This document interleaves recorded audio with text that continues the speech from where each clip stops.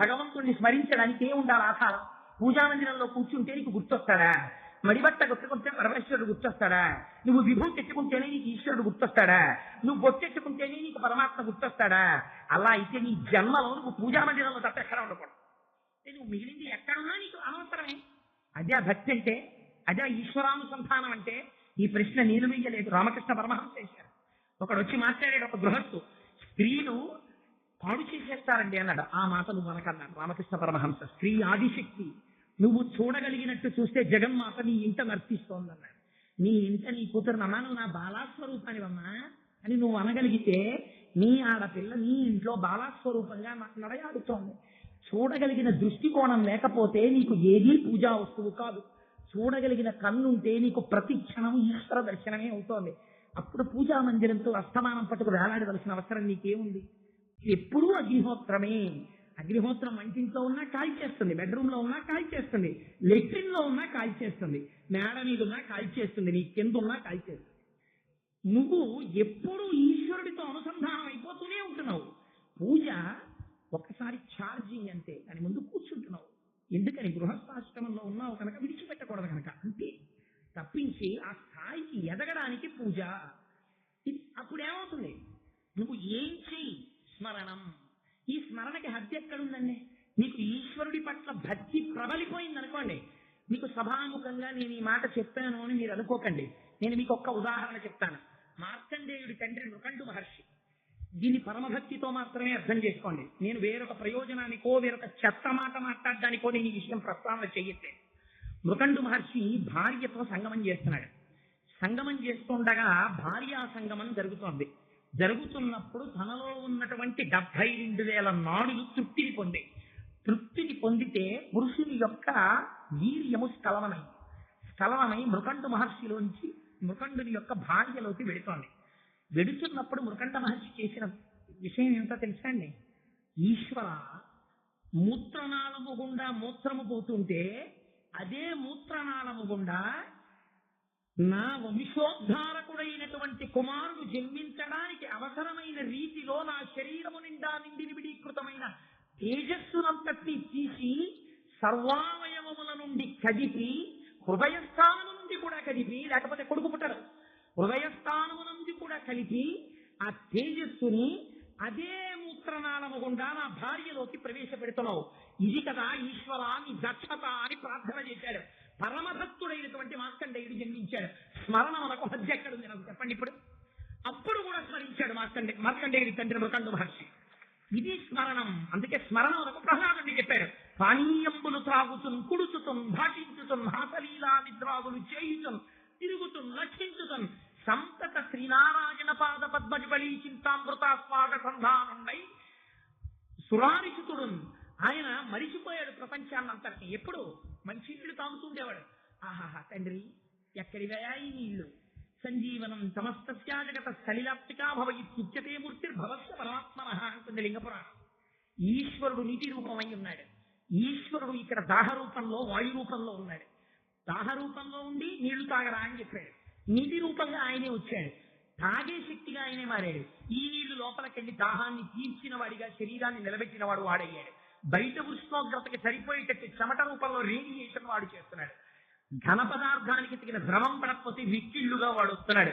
నీళ్లు సరిపోయాయని చెప్పడానికి వెక్కిళ్లు వాడు ఆపుతున్నాడు. ఈశ్వర, ఏమి ప్రజ్ఞ అనేది! వెక్కిళ్ళు వస్తే నీకు ఈశ్వరుడు గుర్తొస్తున్నాడు. నీళ్లు తాగితే గుర్తొస్తున్నాడు. అన్నపు ముద్ద నవ్వులుతూ ఉంటే ఏమి నాట్యమయ్యా తండ్రి! నటరాజతత్వాన్ని నేను ఎక్కడ దర్శనం చేయాలి? ఎక్కడో చూడక్కర్లేదు నటరాజుని. నా తండ్రి నటరాజు ఇక్కడ ఉన్నాడు. 32 పళ్ళ మధ్యలో నాలుక కదులుతుంటే నాలుకని పళ్ళు ఎప్పుడు నొక్కకుండా ముద్దని ఎలా తొయ్యాలో అలా తోస్తుంటే అవి నవ్వులుతుంటే నేనేదో ఆలోచిస్తుంటే నవలవలిసినంత నవలబడిందన్న తరువాత అది జిగురుగా ఉండకపోతే జారదు కనుక నా నోటిలో లాలాజనాన్ని పుట్టించి ఆ ఉమ్మితో ముద్దని కలిపి జిగురుతో కూడిన ముద్దగా చేసి కంఠంలోంచి జారిపోయి లోపలికి వెళ్ళిపోయేటట్టు చేసి ఆ కంఠంలోంచి ఒకవేళ పరిశం బట్టి ముక్కులు మూసుకుపోతే ఊపిరి కూడా వెళ్ళేటట్టు చేసి ఎమర్జెన్సీ ఎంట్రన్స్ ఎమర్జెన్సీ ఎగ్జిట్ గా మార్చి ఏమి విశ్వ నిర్మాణ దక్షత తండ్రి నీది! నేనా ఉన్ని సృష్టించిన వాణ్ణి. అన్నం తింటున్నప్పుడు ఉమ్మి సృష్టించిన వాడు వాడు.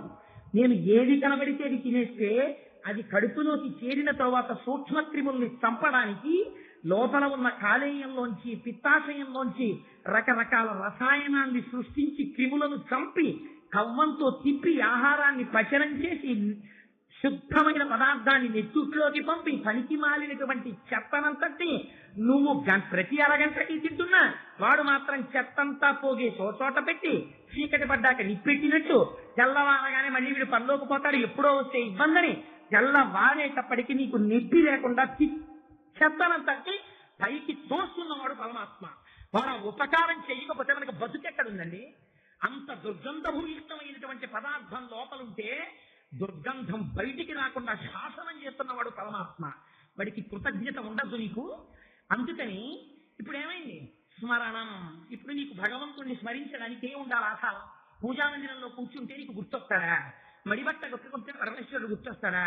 నువ్వు విభూతి ఎత్తుకుంటేనే నీకు ఈశ్వరుడు గుర్తొస్తాడా? నువ్వు బొత్తెట్టుకుంటేనే నీకు పరమాత్మ గుర్తొస్తాడా? అలా అయితే నీ జన్మలో నువ్వు పూజామందిరంలో తప్ప ఎక్కడ ఉండకూడదు. నువ్వు మిగిలింది ఎక్కడున్నా నీకు అనవసరమే. అదే భక్తి అంటే, అదే ఈశ్వరానుసంధానం అంటే. ఈ ప్రశ్న నేను వేయలేదు, రామకృష్ణ పరమహంస చేశారు. ఒకడు వచ్చి మాట్లాడాడు, ఒక గృహస్థు, స్త్రీలు పాడు చేసేస్తారండి అన్నాడు. ఆ మాట నువ్వు అనకన్నాడు రామకృష్ణ పరమహంస. స్త్రీ ఆదిశక్తి, నువ్వు చూడగలిగినట్టు చూస్తే జగన్మాత నీ ఇంట నర్తిస్తోందన్నాడు. నీ ఇంట నీ కూతురు అమ్మా నువ్వు నా బాలాస్వరూపానివమ్మా అని నువ్వు అనగలిగితే నీ ఆడపిల్ల నీ ఇంట్లో బాలాస్వరూపంగా నడయాడుతోంది. చూడగలిగిన దృష్టికోణం లేకపోతే నీకు ఏదీ పూజా వస్తువు కాదు. చూడగలిగిన కన్నుంటే నీకు ప్రతి క్షణం ఈశ్వర దర్శనమే అవుతోంది. అప్పుడు పూజా మందిరంతో అస్తమానం పట్టుకు వేలాడవలసిన అవసరం నీకేముంది? అంటే నేను పూజా మందిరాలకి తాళాలేమని నేను చెప్పట్లేదు మహాప్రభు. స్మరణము భక్తి అని వ్యాసుడు చెప్పడానికి కారణం అది. అందుకని శ్రవణం కీర్తనం విష్ణోహ స్మరణం పాదసేవనం. పాదములను సేవించు అన్నారు. పాదములను సేవించడమే, ఇంకొక అవయవాన్ని సేవించకూడదా? పాదములే ఎందుకు సేవించాలి అంటే పాదములు సేవించడానికి నువ్వు ఒక పని చెయ్యవలసి ఉంటుంది. పాదములు సేవించాలంటే నువ్వు ఇలా వంగాలి.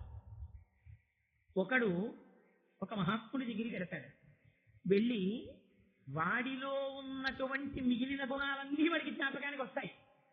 కానీ ఆయన మా పక్కింట్లోనే ఉంటున్నాడు, ఆయన నాలాగే అన్నం తింటాడు, మేమిద్దరం కలిసి రైతు బజార్కి వెడుతుంటాం, మేమిద్దరం కలిసి ఆఫీస్కి వెడుతుంటాం, నా కారు ఉంది, ఆయనకి స్కూటర్ ఉంది, అప్పుడప్పుడు ఆయన నడిచి కూడా వెడుతుంటాడు, నేను ఇప్పుడు కారులోనే వెడుతుంటాను, సాయంకాలం మాత్రమే ఉపన్యాసం చెప్తారు, అయితే ఆయనకి నేను నమస్కారం చేయడం ఎందుకు అన్న అహంకారం నీలో ఉంటే నీ శరీరం ఒక్క నాటికి ఇలా వంగదు. ఇలా వంగకపోవడమే దుర్యోధనుడు. దుర్యోధనుడు బాగా వంటబడితే ఇలా వంగదు, ఇలాగే నించుంటాడు. ఎందుకు నించుంటాడంటే అహంకారం, వాడి శరీరం వంగదు. వంగిందనుకో వాడు భీష్ముడు, ఆయన మహాజ్ఞాని మహానుభావుడు, అయినా సరే పెద్దల్ని చూసేటప్పటికి ఇలా వంగిపోయేవాడు భీష్ముడు. భీష్ముడి ఉపాసన జరిగిందని గుర్తు ఏంటంటే ఆయన కృష్ణ పరమాత్మని చూసి గొప్ప స్తోత్రం చేశాడు. తను ఉద్దీపింప ప్రభాత నీరజ బంధు ప్రభమైన చేలము పైన్ రంజల్ల నీలాలక ప్రజ సంయుక్త ముఖారవిందమతి సేవ్యం వైజృంభింప మా విజయంజేరుడు వన్యకాడుమది నావేశించు నెల్లప్పుడున్నని స్వచ్ఛందమైన ఉన్నవాడు శిరస్సు ఉంచి నమస్కారం చేశాడు. వేరొకరి పాదములు ముట్టుకోవాలంటే నువ్వు వంగాలి. అంటే నీకు ఈశ్వరానుసంధానం కలిగిందని గుర్తు ఏమిటంటే నువ్వు ముందు నీకన్నా బాగా ఈశ్వరానుసంధానం చెయ్యగలిగిన వారి ముందు వంగుతావు. భక్తుల ముందు వంగితే భగవంతుడి ముందు కూడా వంగుతావు. ఈశ్వరుడి పాదములు సేవించాలంటే నువ్వు ఇలా వంగాలి. వంగి ఆయన పాదముల మీద పువ్వు తీయాలి. వంగడం చేత కాని వాడివి పాదసేవనం ఏం చేస్తావు? నువ్వు చెయ్యలేవు. పాదసేవనం పైగా అన్నిటికన్నా తక్కువ స్థాయి దేనికి చెప్తారు? పాదాలకి చెప్తారు. గొప్ప స్థాయి దేనికి చెప్తారు? తలకాయికి చెప్తారు. ఎందుకని? ఆలోచనలన్నీ ఎక్కడొస్తాయి? శిరస్సులో వస్తాయి. నేను ఈ ఉపన్యాసం చెప్తున్నాను, ఉపన్యాసానికి సంబంధించినటువంటి ఆలోచనలన్నింటికి నిలయమేది తల. కానీ మీరు నాకు నమస్కారం చెయ్యాలనుకోండి, ఎగిరిగిరి కోటేశ్వరాలు పొడుగ్గా ఉంటారు, మా బలగచ్చినా చేసుకుని ఎక్కిన తలకాయకి ఇలా అంటారా? అనరు. మీరు ఏం చేస్తారు? నా పాదాలకి ఇలా అంటారు. నా పాదాలకి నమస్కారం చేయడమే, నా తలకి నమస్కారం చెయ్యాలి కదా. నా తలకి చేయకుండా పాదాలకి నమస్కారం చేయడం ఎందుకు? పాదమునకు నమస్కారము చెయ్యటకు నువ్వు వంగవలే. జ్ఞాపకం పెట్టుకోండి. ఆయన పాదాలు కింద ఉంటాయి, నీ శిరస్సు పైన ఉంటుంది. నీ శిరస్సు వంచడం ఆయన చెప్పినటువంటి మాటలను అర్థం చేసుకున్నాను అని గుర్తు. అందుకని అయ్యా మీరు మాకు మార్గమును చూపించగలిగిన వారని నేను అంగీకరించి తిని, మీ యందు మాకు మార్గమును చూపించగలిగినటువంటి దక్షత ఉన్నది, ఈశ్వరానుసంధానం ఉన్నదని గుర్తిరిగి నేను మీ ముందు వంగుతున్నాను అని నీ ఇతరమైన అహంకారములు పక్కన పెడితే కింద ఉన్నటువంటి పాదముల కోసం నీ చేతులు చాపి కింద పెడతావు. ఒక్కొక్కరు శిరస్సు తీసుకెళ్లి పాదాల మీద పెడతారంటే అతి వినయం, ఒక్కొక్కరు సాష్టాంగం చేసేస్తారు, ఇంకా దాన్ని మించిందే లేదు. అందుకని ఏమైంది ఇప్పుడు పాదసేవనం. అందుకే మహానుభావుడు మాలాకారుడు అడిగితే రెండు అడిగాడు. ఇవి రెండు బాబా గారు చెప్పినట్టు shraddha and saburi should go hand in hand అన్నారే, అలాగా నీ పాద కమల సేవయు నీ పాదార్చకులతోడి నెయ్యము నితాంతాపారభూత దయయు తాపసమందార నాకు దయసేయగదే. ఎంత గొప్ప పద్యం అండి భాగవతంలో. ఆ ఒక్క పద్యం మీద 7 రోజులు ఉపన్యాసం చెప్పచ్చు. పద్యం చిన్నది. నీ పాద కమల సేవయు, నాకేం కావాలో తెలుసా తండ్రి, సర్వకాలముల యందు నీ పాదములను నేను సేవ చెయ్యాలి. అయితే నీ పాద సేవ చెయ్యాలంటే ఏది కావాలో తెలుసా, నీ పాదార్చకులతోడి నెయ్యం. ఎప్పుడూ నీ పాదములు ఎడతెగక సేవ చేసేటటువంటి మహాభక్తులైన వాళ్ళతో నాకు స్నేహం కావాలి. ఎందుకని స్నేహం ఉందనుకో మరి ఏం చేస్తారు, స్నేహం ఉన్నది అని గుర్తు ఉంటే. అందుకే తెలుగులో ఆ మాటకి స్నేహ అంటారు. స్నేహ అన్నది స్నిగ్ధ, బీయింగ్ స్టికీ అంటారు చంద్రశేఖర పరమాచార్య స్వామి. అంటుకుని ఉండుట. మరి ఏం చేస్తారు, వీళ్ళు చూడగానే గుర్తుపడతారు. ఆహా దొరగారా రండి అంటారు. దొరగారా రండి అన్నారు అనుకోండి, అంటే దొరగారు నీ మనస్సులో ఉన్నారు, వారితో కలిసి ఉన్నావు అంటే. నన్ను ఉదాహరణగా చెప్పానని మీరు అనుకోకండి, ఒక పెద్దల యొక్క మనస్సులో మీరు ఉన్నారనుకోండి, అప్పుడు ఏమవుతుంది, వారితో కలిసి నడుస్తావు. కలిసి నడవడంలో మాత్రమే నీ అహంకారం విడిపోతుంది. అందుకే భాగవతంలో దశమస్కంధంలో రాక్షస సంహారం అంతా కృష్ణ భగవానుడు చేస్తాడు. ఒక్క లుబ్ధత్వాన్ని పోగొట్టడం కోసం అని చెప్పి గార్ధవాసుల సంహారం మాత్రం కృష్ణుడు చేయడు, బలరాముడి చేత చేయిస్తాడు. తాటిపళ్ళు ఉంటాయి, తాటి చెట్లు. ఆ తాటి చెట్లకి తాటిపళ్ళు ఉన్నాయి, అవి మంచి వాసన. గోపాలబాలుడు అడిగారు, కృష్ణ కృష్ణ నాకు ఆ తాటిపళ్ళు తినాలనుంది అన్నారు. అంటే కృష్ణుడు అన్నాడు, వెళ్ళి తాటిపళ్ళు కొయ్యొచ్చు, కానీ అక్కడ గార్ధవాసుడు ఉన్నాడు, గాడిద. గాడిద తాటిపండు తినదు, కానీ ఎవరైనా తాటిపండు కోసుకుంటే అది ఒప్పుకోదు. తాటిపండు ముగ్గితే మంచి వాసన, అప్పుడు పిల్లలకి తిందామని కోరిక. తిందామని విడితే వాడు గాడిద రూపంలో వచ్చే కాళ్ళతో తన్ని పడగొట్టేస్తాడు. అందుకని వాళ్ళకి ఏ కష్టం వచ్చినా కృష్ణుడికి చెప్పుకుంటారు, ఇది భక్తి. కృష్ణుడికి చెప్పారు, కృష్ణ కృష్ణ నాకు తాటిపండు తిందామంటే లేదని. అంతకుముందు బకాసురుడిని కృష్ణుడు వధించాడు, ఇతర రాక్షసుల్ని కృష్ణుడు వధించాడు, పూతనా సంహారం చేశాడు. ఏం ఒక్క గార్ధబాసురుడిని కృష్ణుడు సంహరించకూడదా? సంహరించాడు. ఎవరితో సంహరింపజేశాడో తెలుసండి, అరణ్యంలో వెళ్ళేటప్పుడు బలరాముడికి పాల సంవాహనం చేశాడు. చేసి బలరాముడు వెళ్ళాడు లోపలికి. వెడితే ఆ గాడిద వచ్చి కాళ్ళతో తన్నింది. ఆ తాడి చెట్టుని కదిపాడు బలరాముడు. బలము మిగుల కల గబలభద్రుడనిలో కర్రమనుడ పుట్ట చేసి రాముడనియు సతికి పుట్టె గర్భ సంకర్షణంబున సంకర్షుణండనడి ఘనుడు సుతుడు అంటారు పోతన గారు. ఆయన పేరే బలరాముడు. ఆయనకి పైకి బలము, ఆంతరమనందు జ్ఞాన విజ్ఞాన విభవ సంపన్నుడు. అందుచేత ఆయన కదిపాడు. కదిపేటప్పటిక తాటి పళ్ళు పడుతున్నాయి. పడుతూ ఉండేటప్పటిక గాడి వచ్చేసి కనబోయింది. వెంటనే ఆయన కాళ్ళు పట్టుకున్నాడు. పట్టుకుని గిర్ర గిర్ర గిర్ర గిర్ర తిక్క తాడి చెట్టు వేసి కొట్టాడు. కొట్టేటప్పటికి సాల వృక్షము తాకనది ఉందోగ్రతిన్నని విపరీతమైన వేగంతో ఇది వెళ్ళి ఆ తాడి చెట్టుకు తగిలేటప్పటికి ఆ తాడి చెట్టు కూలిపోయింది. ఈ గార్ధపాసురుడు మరణించాడు. చుట్టాలందరూ పరిగెత్తుకొచ్చారు. కృష్ణుడు గోపాలబాలుడు చంపేశాడు. అయిపోయింది ఆ వృత్తాంతం. ఏమిటా వృత్తాంతం అంటే, భగవంతుడు నీ యొక్క లుబ్ధత్వాన్ని తీయడు. ఎవరు తీస్తారు? భాగవతులు తీసేస్తారు. భాగవతులు ఏం చేస్తారు? భక్తుడైన వాడు తనకి అని తినడం. ఒక మధుర పదార్థం ఉందనుకోండి, 10 మందికి పెట్టి తాను తింటాడు. ఎప్పుడు లోకంతో కలిసి పంచుకుంటాడు. తనకు ఒక విషయం తెలుసు అనుకోండి, 10 మందికి చెప్పుకుంటాడు. అందుకే భగవద్గీతలో గీతాచార్యుడు అంటాడు, ఏం చేస్తున్నాడు నా భక్తుడు, 10 మందితో కలిసి నా కథలు చెప్పుకుని మురిసిపోతున్నాడు అంటారు. అందుకని ఎప్పుడు అన్ని పంచుకుంటూ ఉంటాడు. పోగేసుకోవడం అనేటటువంటిది భక్తుడికి చేత కాదు. ఈ భక్తుని యొక్క ప్రవర్తన చూస్తే తప్ప స్వార్థపరుడు మారడు. అందుకే కబీర్ దాస్ గారి ఇంట్లో కందిపప్పు లేదు, ఓ గింజ బియ్యం లేవు. ఇంటికి నామదేవుల వారు వచ్చారు. భార్య లోయిని పిలిచి గబగబా వెళ్ళి వంట చేసేసి మహాత్ములు వచ్చారు వడ్డిద్దామన్నారు. అంటే పాపం ఎక్కడి నుంచి తెస్తుంది, ఇంట్లో ఏమీ లేవు. ఏమంటే ఏమీ లేవండి అని చెప్దామంటే ఈయన వాళ్ళందరితో కలిసి సంకీర్తనం చేసుకుంటున్నాడు సంతోషంగా. ఇన్నాళ్ళకి వచ్చారు మహాత్ములని, అన్నం పెట్టాలి. ఏం చేస్తుంది, వర్తకుడి దగ్గరికి వెళ్ళింది. వెళ్ళి అయ్యా వంట చెయ్యాలయ్యా, కష్ట పదార్థాలు నేను నా భర్త నా బిడ్డ తినడానికి వద్దు, మా ఇంటికి వచ్చిన మహాత్ములకి వండి పెట్టడానికి అరువు ఇయ్యండి. ఆయన అన్నాడు, మీ ఆయన ఎక్కడి నుంచి తెచ్చి అరువు తీరుస్తాడు, నువ్వు చాలా అందంగా ఉంటావు, ఇవాళ రాత్రి నాకు పడక సుఖం ఇస్తానంటే నీ ఇంటికి వచ్చిన అతిథుల్ని పోషించడానికి నీకు వెచ్చాలు అరుగిస్తానన్నాడు. తన శరీరం పాడైనా ఆ వచ్చినటువంటి అతిథులు పోషింపబడతారు, భర్త మాట నిలబడుతుందని అలాగే వస్తానంది లోయి. ఇచ్చాడు, ఇచ్చి వండింది, వడ్డించేశారు. వచ్చిన వాళ్ళు తినేశారు, వెళ్ళిపోయారు. వీధి వరకు సాగనంపాడు. సంతోషంగా రామనామ సంకీర్తనం చేసుకుంటూ ఇంట్లోకి వచ్చేసాడు. భార్య అండి, ఎక్కడి నుంచి తెచ్చావు, నువ్వు ఎంత బాగా వండి పెట్టావన్నాడు. రాత్రికి వచ్చి పడక సుఖం ఇస్తానని చెప్పి అంగీకరించి తెచ్చాను అంది.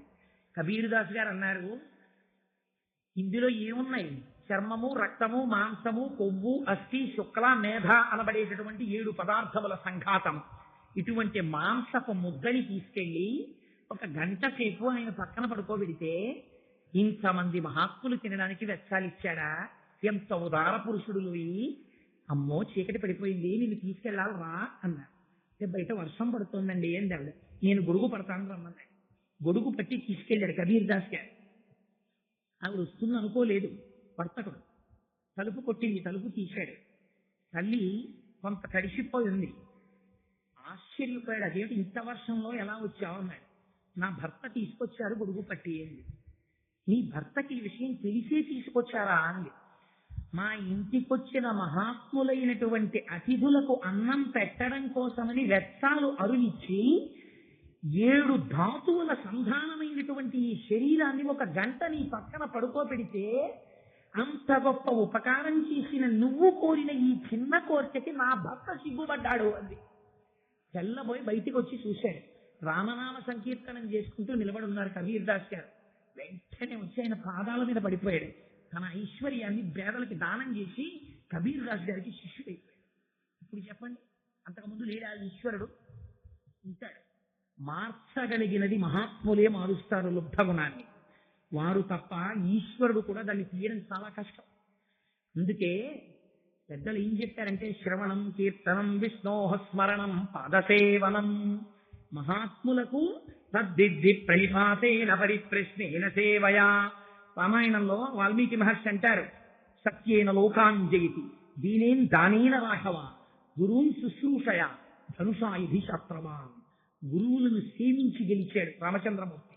అందుకని పెద్దల యొక్క పాద సంవాహనం చెయ్యాలి, ఈశ్వర పాద సంవాహనం చెయ్యాలి. అందుకని 9 భక్తులలో అదొకటి, అదొక్కటే ఉద్ధరించచ్చు. ఉద్ధరించరా? మహాత్ముల యొక్క పాద సంవాహనం ఈ ఎత్తేలా ఒక ఎత్తింది. అందుకడిగాడు మాలాకారుడు, నీ పాద కమల సేవయు నీ పాదార్చకులతోడి నియ్యము. ఆ భక్తులతోడి స్నేహం లేకపోతే మళ్ళీ అహంకారం పుట్టేస్తుంది. నితాంతాపార భూత దయయు సర్వ జగత్తు ఎడలా ఉన్నదొక్కటే పదార్థం అనేటటువంటి అపారమైన ప్రేమ. తను తింటూ రొట్టె కుక్కకి పెట్టేవారు బాబాగారు. ఎందుకు పెట్టారు? ఉన్నదొకటే పదార్థం. ఇది భక్తికి చరమస్థాయి. ఉన్నదొకే ఈశ్వరుడు. నువ్వు పూజాగదిలో నైవేద్యం పెట్టింది నైవేద్యం కాదు. వేలుపుల్లకి నాకంటను వేలుపు మరి ఎవ్వడను సుది కవి కనగిమా వేలుపుల్ల గోడపైనో హేలావతి నీత నూజుడే ఇంగిలి చేశాను అంటారు పోతన గారు. బయట అమ్మా భవతి విచ్ఛాందేహి అని ఏడుస్తూ స్పృహ తప్పిపోతున్నాడు ఒకడు. ఇక్కడ నువ్వు మడిబట్ట కట్టుకుని నైవేద్యం పెడుతున్నావు, లోపల ఈశ్వరుడికి అందుతుందా? ఇంత పులిహార బట్టికెళ్ళి వాడికి పెట్టి నైవేద్యం పెట్టు. దీనికి పరమర్శించిపోతాడు పరమాత్మ. ఇలా లేనప్పుడు ఈశ్వరుడు అంగీకరిస్తాడా? లక్ష్మీబాయిని పిలిచి రొట్టె తెమ్మని, తను రొట్టె తినబోతుంటే కుక్కొస్తే కుక్కకి విషయి, కుక్క తిని తోకాడించుకుంటూ వెళ్ళిపోతే బాబా రొట్టె చెయ్యమన్నారు, కుక్కకి పెట్టారు. ఎందుకు నన్ను ఇలా కష్టపెట్టడం అంటే, అమ్మా కుక్క ఆకలి ఒకటి, నా ఆకలి ఒకట. నా ఆకలి నువ్వు చూస్తావు, కుక్క ఆకలి ఎవరు చూస్తారు? ప్రపంచంలో అన్ని ప్రాణులు ఈశ్వరుడే అని చెప్పారు బాబాగారు. ఇది బ్రహ్మజ్ఞానం అంటే అంతటా ఒకటిగా చూసుట. అలా చూడేటటువంటి భావనని ఎందు సర్వకాలముల ఎందు నిలబడడానికి సజ్జనులతోటి సాంగత్యం ఉండాలి. సత్సంగత్వే నిస్సంగత్వం, నిస్సంగత్వే నిర్మోహత్వం, నిర్మోహత్వే నిశ్చలతత్వం, నిశ్చలతత్వే జీవన్ముక్తి అంటారు భజగోవిందంలో శంకర భగవత్పాదులు. అందుచేత శ్రవణం కీర్తనం విష్ణోహ స్మరణం పాదసేవనం అర్చనం. అర్చనం అనగా పూజించుట. పూజించుట అంటే మనకు వెంటనే ఒకటి జ్ఞాపకానికి వచ్చేస్తుంది, రిచువలిస్టిక్ పూజ. మనము చేస్తాం దిక్కుమాల పూజ. నేను ఇలా అన్నాను అనుకోకండి, అంత ప్రెషరు ప్రపంచంలో దీని మీద, పూజ మీదే. ఎందుకని? ముందు పేపర్ చదువుకోవాలి, తర్వాత కాఫీ తాగాలి, స్నానం చెయ్యాలి. ఇవన్నీ చేస్తూ హాయిగా ఈశ్వరానుసంధానం చేసుకుంటే నీకు కొన్ని బెంగన్నా ఉండదు, పోనీ అది ఉండదు. ఏమిటో బెంగ. ఎందుకని అంటే పూజా మందిరంలో గడిపోలేదు. అందుకని ఆ బెంగతో ఇతర పనులు నువ్వు చేస్తున్న దాని మీద అశ్రద్ధ. శ్రద్ధయా దేయం. ఆఖరికి నీ ఇంటికి వచ్చినటువంటి పాలవాడికి గిన్నెవ్వడంలో కూడా విసుగే. పాలు తెచ్చిన వాడిని ఈశ్వరుడిగా నువ్వు చూస్తే, పాలలో ఈశ్వరుణ్ణి చూస్తే, గిన్నెలో ఈశ్వరుణ్ణి చూస్తే నీకు ఈ టెన్షన్ లేదు. వచ్చిన ప్రాబ్లం ఏమిటంటే ఇవేవి ఈశ్వరుడు కావు, పూజా మందిరంలో ఉన్నవాడే ఈశ్వరుడు. So you will be getting in to the worshipping room with tension heart. కాబట్టి ఇది వర్క్ చేస్తుంది. ఒక 40 నిమిషాలు ఈ టెన్షన్ డిశ్చార్జ్ అవ్వదు. ఈ 40 నిమిషాలే నీ పూజ. కాబట్టి నీ కోపం అంతా అక్కడ. పువ్వు వేయడం కూడా ఇలా. ఏమిటి అర్చన? అర్చన అంటే పృథు మహారాజు గారు అర్చన అని పిలిచారు ప్రపంచంలో. అర్చన అంటే ఏమిటో తెలుసా అండి? అర్చన గురించి నేను ఇవాళ చెప్తే మహాప్రభు సాయిబాబా గారు రుచిని ఇచ్చారా నాయన. అర్చన అన్న ఓ టాపిక్కే 6 నెలలు మాట్లాడచ్చు. అర్చన అంటే మీరు ఏం చేస్తారు? ప్రధానంగా అర్చనలో షోడశోపచారాలు ఉంటాయి, కానీ ప్రధానం ఏది చేస్తారు? పాదముల దగ్గర నుంచి శిరస్సు వరకు దర్శనం చేస్తారు. దీన్ని అథాంగ పూజ అని పిలుస్తారు. స్త్రీ స్వరూపంలో ఉపాసన చేస్తే చంద్రశేఖర పరమాచార్య స్వామి వారు నిర్ధారించి చెప్పారు. అందుకే లలితా సహస్రం తల దగ్గర నుంచి పాదాల దగ్గరికి వెడుతుంది. మీరు కేశాది పాదాది పర్యంతము అంటారు, తలవేపు నుంచి పాదాల దగ్గరికి వస్తారు. పురుష స్వరూపంగా చేస్తే పాదాల దగ్గర నుంచి శిరస్సు వరకు వెళ్తారు. అంటే భగవంతుడు పురుషుడా స్త్రీయా? స్త్రీ పురుష నపుంసక మూర్తియును కాక, తిరియ కమల నరాది మూర్తియును కాక, కర్మ గుణభేద సరసత్వ కాశికాక, వెనుకనంతుయుతానగు విభుతనంతు. అసలు ఆయన వేవి కాదు, కానీ నీకేదో ఉండాలి కాబట్టి రూపం. అందుకని మొదలు పెట్టావు. అథాంగ పూజ చేస్తావు. నువ్వు చేసినప్పుడు ఎలా చేస్తావు? ఓ పూజ చేతిలో పట్టుకుంటావు. పువ్వు చేతిలో పట్టిన ఓం కేశవాయ నమః పాదౌ పూజయామి, ఓం నారాయణాయ నమః గుల్భౌ పూజయామి, ఏదో ఓం మాధవాయ నమః ఊరుం పూజయామి, ఓం ముకుందాయ నమః కటిం పూజయామి, వక్షే పూజయామి, నేత్రే పూజయామి, లలాటం పూజయామి, శిర పూజయామి, సర్వాంగన్యాని పూజయామి. ఇది ఎన్నాళ్ళలో వచ్చేస్తుంది. ఇది జీవితాంతం పుస్తకం ఉండాలి చదవడానికి, ఏం అక్కర్లేదు. ఓ 15 రోజులు చదివేటప్పటికి వచ్చేస్తుంది. వచ్చేస్తే నువ్వేం చేస్తావు? కళ్ళెం పువ్వులు చేతిలో పట్టుకుని ఓం కేశవాయ నమః పాదౌ పూజయామి, ఓం మాధవాయ నమః గుల్భౌ పూజయామి అని ఓహయ్య మొదలెట్టేస్తావు. నోటికి యాంత్రీకరణము, చేతికి యాంత్రీకరణము. అందుకే ఆ పూజ. అందుకు కాదు. అర్చనం అంటే అహింస ప్రథమం పుష్పం, పుష్పమింద్రియ నిగ్రహ, సర్వభూత దయా పుష్పం, క్షమా పుష్పం విశేషత, జ్ఞాన పుష్పం, ధ్యాన పుష్పం, తప పుష్పం తు సత్వం, సత్యమస్త విహం పుష్పం, పుష్ప విష్ణో ప్రీతికరం భవేత్. ఆ పువ్వుల్లోకి మారాలి. మారుతూ ఒక్కొక్క గుణాన్ని తెచ్చుకోవాలి. తెచ్చుకుంటూ అథాంగ పూజ చేసినప్పుడు ఏ మూర్తి పూజా మందిరంలో ఉన్నారో వారిని ఇక్కడ నిలబెట్టుకోవాలి. నిలబెట్టుకుని నీ కళ్ళు మూసుకొని నువ్వు పువ్వు తీసి వేస్తుంటే పాదౌ పూజయామి అన్నారనుకోండి, అనేటప్పటికీ నీ కళ్ళల్లో స్వామి యొక్క పాదములు కనపడాలి. శంకర భగవత్ స్వాములు సౌందర్యలహరిలో చెప్తారు. అర్చన చెయ్యడం అంటే ఏమిటో, చూడటం అంటే ఏమిటో చెప్పారు. మామూలుగా చెప్తే శంకరాచార్యుల వారు అలా చెప్పారు, జగద్గురువులు అంటారని. మహానుభావుడు తననే విద్యార్థిగా పెట్టేస్తున్నారు. కదే కాలే మాత కదయ కలిత లక్తకరతం విభేయం విద్యార్థి తవ చరణ నివేదన జలం ప్రకృత్యా మూకానామపి చ కవిత కారణతయా అని ఆయన అంటారు. అమ్మా, బంగారు పళ్ళెంలో నీ పాదములు తీసుకొచ్చి పెట్టితే, నీ పాదాలు 2 ఆ బంగారు పళ్ళెంలో పెడితే, మంచినీళ్లు పోసి ఈ 2 పాదాలని నా చేతులతో కడిగితే, నీ పాదాలకున్నటువంటి లత్తుక కరిగి నీటిలోకి వస్తే, ఆ ఎర్రటి నీటిని ఉద్ధరితో తీసిన కుడి చేతిలో పోసుకుని నేను నోట్లోకి పుచ్చుకుంటే, వివేయం విద్యార్థి తవ చరణ నిర్వేజన జలం. విద్యార్థిగా నేను ఇప్పుడు తాగుతానమ్మా నీ పాదజలం అని అడిగారు. అంటే నిజంగా అమ్మవారు వచ్చి పాదాలు కడుగుతాననే కడగగలరు శంకరులు. అంటే మానసికంగా నువ్వు చెయ్యగలగాలి. నీ మనస్సు అక్కడ పెట్టాలి. మయ్యేవ మన ఆదర్శా మయి బుద్ధి నివేశయ అంటాడు భగవద్గీతలో గీతాచార్యుడు.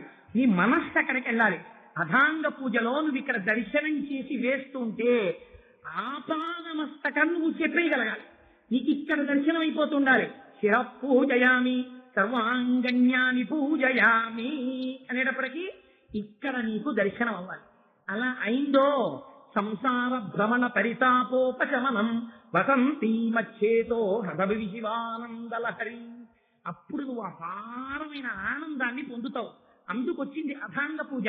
అందుకొచ్చే ఈ షోడశోపచారాలు 16 ఉపచారాలు పురుష సూక్తంలో మంత్రాలు 16 చెప్పడానికి కారణం అదే.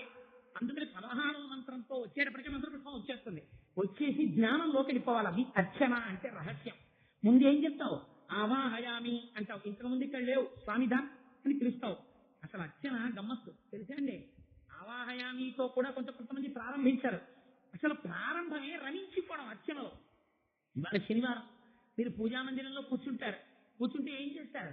మీకున్న గుణాలన్నీ ఈశ్వరుడు ఎంత ఆపాదిస్తారు. మీరు రాత్రల్లా నిద్రపోయారు, అందుకని మీరు ఏమంటారు? ఈశ్వరుడు కూడా నిద్రపోయాడంటారు. అదో సంతోషం అనుకుని పొద్దున్నే పూజ చెయ్యాలి. అందుకని ఏం చేస్తారు? అక్కడ కూర్చుని ఆకాశ సింధు కమలాని మనోహరాణి ఆదాయ పాదయుగమర్చయితుం ప్రసన్నాః శేషాద్రిశేఖర విభో తవ సుప్రభాతం. స్వామి ఆకాశం అంతా ఎర్రబడిపోతుందయా, తెల్లారిపోతోంది. నిద్రలే. నువ్వు చెప్తే తప్ప నిద్రపోని వాడేవాడు వాడు నిద్ర లేవాడు. వాడు నిద్ర లేకపోతే సూర్యోదయం ఎలా అయిందండి? వాడు కన్ను తెరిస్తే కదా, వాడి 2 కండే కదా. నువ్వు చెప్తున్నావు కదా, క్షీరోధన్వత్ ప్రదేశే దిశమండి విలసత్తైకతేవోక్తికానాం మాలా క్లుప్తా సమస్త స్ఫటికమని భైర్ముక్తి కైర్మండితంగా శుభ్రైరభ్రైరదభ్రైరుపరి విదితైర్ముక్త పీయూషవర్తై ఆనందీన పుణ్యా తడినడిన గదా శంఖపాణిర్ముకుంద భూపాదౌ విలయ సూర్యచంద్రౌ చ నేత్రే కర్ణావాసా శిరోద్యౌ ముఖమతి దహనో యస్య భాస్తేజమప్తి అని పీఠికలో చెప్తున్నావా లేదా విష్ణుశాస్త్రానికి?